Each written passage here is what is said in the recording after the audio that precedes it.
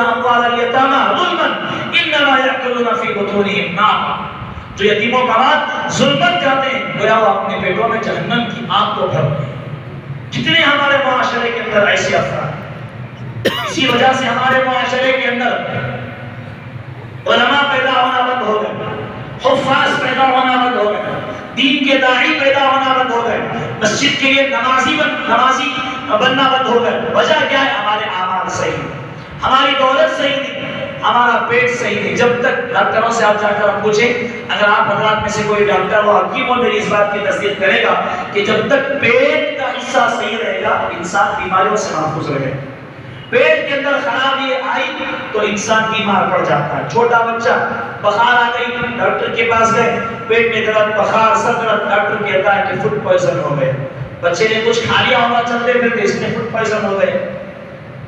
تو طرح طرح کی بیماریاں جو آتی ہیں پیٹ کے معدے کے خراب ہونے کی وجہ سے، اور ہمارے اعمال کا خراب ہونا بھی اسی پیٹ کے ذریعے سے کہ ہم نے حرام مالوں کو غذا، ہم نے حرام مالوں کی غذا اپنے پیٹوں کے اندر داخل کی. کسی کا حق ہم نے ادا نہ کیا، ماں باپ کا حق ادا نہ کیا، اولاد کی صحیح طریقے سے تربیت نہ کی، ہم نے بیوی کا حق ادا نہ کیا، بیوی ہے تو شوہر کا حق ادا نہ کیا، شوہر نے بیوی کا حق ادا نہ کیا. الگ الگ طریقوں سے ہم اللہ کے احکام کی نافرمانی کر رہے ہیں کہ جس کی وجہ سے اللہ تعالیٰ ہمیں نیک اعمال سے محروم کرتا جا رہا ہے، جس کی وجہ سے ہمارے اطراف و اکناف کے حالات بد سے بدتر ہوتے جا رہے ہیں. ہمارے سروں پر ظالموں کی حکمرانی چل رہی ہے، ہمارے اعمال برے ہیں. اس وجہ سے اللہ تعالیٰ کی رحمتیں، اللہ تعالیٰ کی مدد اور اللہ تعالیٰ کی نصرتیں آنا بند ہو گئی. اللہ نے فرمایا ان اللہ لا یغیر ما بقوم حتی یغیروا ما بانفسہم. سب سے پہلے تمہیں اپنے آپ سے شروع کرنا ہے، سب سے پہلے تمہیں اپنے آپ کو بدلنا ہے. اللہ تعالیٰ کسی بھی قوم کی حالت کو اس وقت تک نہیں بدلتا جب تک کہ وہ قوم خود اپنی حالت کو بدلنا دے. ہم جب تک اپنی حالت کو نہیں بدلیں گے، ہم داڑھی نہیں چھوڑیں گے، تب تک اللہ ہماری حالت نہیں بدلے گا. جب تک ہم نمازوں کے پابند نہیں بنیں گے تب تک اللہ ہمارے حالات نہیں بدلے گا. لوگوں سے شکایتیں کرتے پھرتے، دنیا والوں سے شکایتیں کہ فلاں میں نقصان ہو گیا، بزنس میں نقصان، بچی نافرمان، بچے نافرمان، بیوی نافرمان، خود یہ ماں باپ کا نافرمان بنا بیٹھا ہے. تمام تر چیزیں اللہ تعالیٰ کے احکامات کی نافرمانی کرنے کی وجہ سے.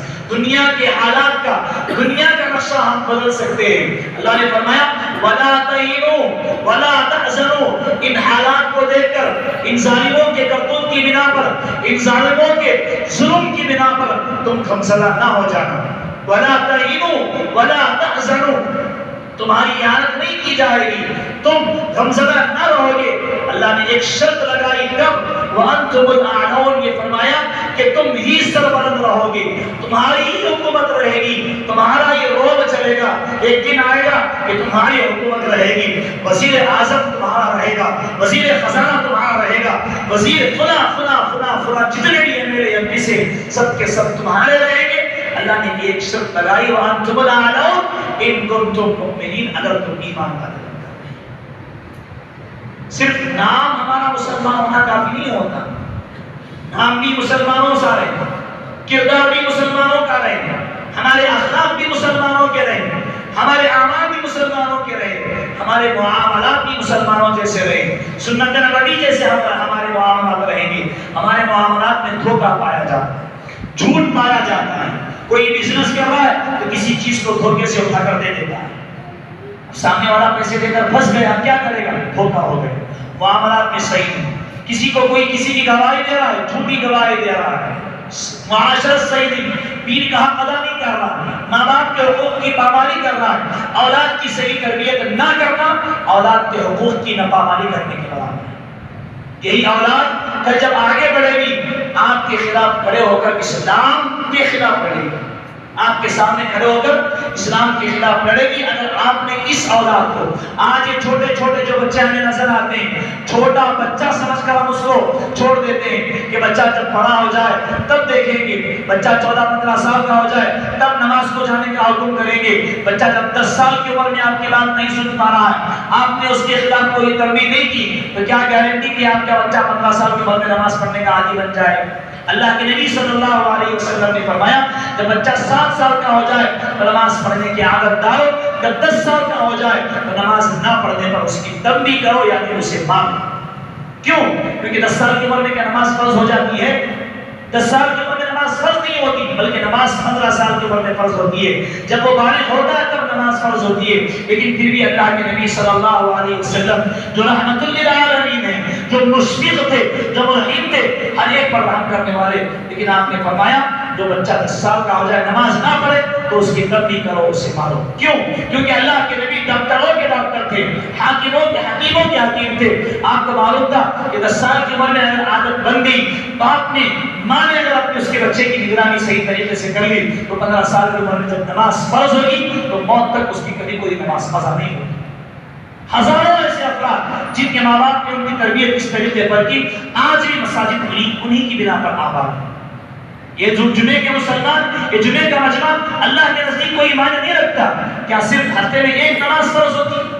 تھوڑا دل پر آپ ہاتھ رکھ کر دیکھیں، کبھی ہم نے سنا کہ جمعے کی نماز اور باقی دنوں کے ظہر کی نماز میں کوئی فرق ہے؟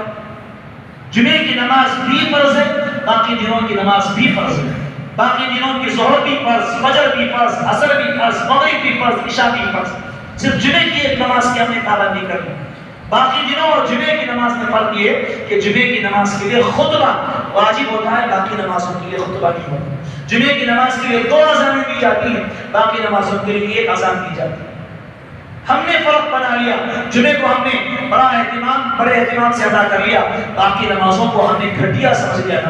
یہی ہمارے ایمان کی کمزور ہونے کی علامت۔ جب ہماری مسجدیں نمازوں سے بھری رہیں گی، نمازوں کی پابند ہم خود کریں گے، اپنے گھروں کے اندر ہماری مستورات کو نمازوں کا پابند بنائیں گے، جب باپ بھی نمازی، ماں بھی نمازی، تو کیا بچہ کوئی شرابی نکلے گا؟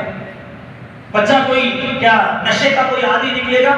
میں نے اس سے پہلے بھی کہا تھا کہ خصوصاً ہمارے علاقے کے اندر نشے کی چیزوں کا استعمال زیادہ۔ 2 دن پہلے کی رپورٹ کہ ہمارے علاقے سے چوری ہو گئی، چوریاں عام ہوتی جا رہی ہیں۔ وجہ کیا ہے؟ وجہ کیا ہے؟ کہ ہماری کمزوری، فلاں جگہ چوری ہو گئی، فلاں جگہ فلاں گاڑی چوری ہو گئی، فلاں چیز چوری ہو گئی، فلاں کے گھر سے فلاں چیز چوری ہو گئی۔ وجہ کیا ہے؟ کیونکہ اللہ تعالیٰ کی نصرت اور اللہ تعالیٰ کی مدد ہمارے علاقے پر اترنے سے رکی ہوئی ہے۔ اللہ تعالیٰ ہم تمام کی حفاظت فرمائے۔ کوشش کریں، کوشش سے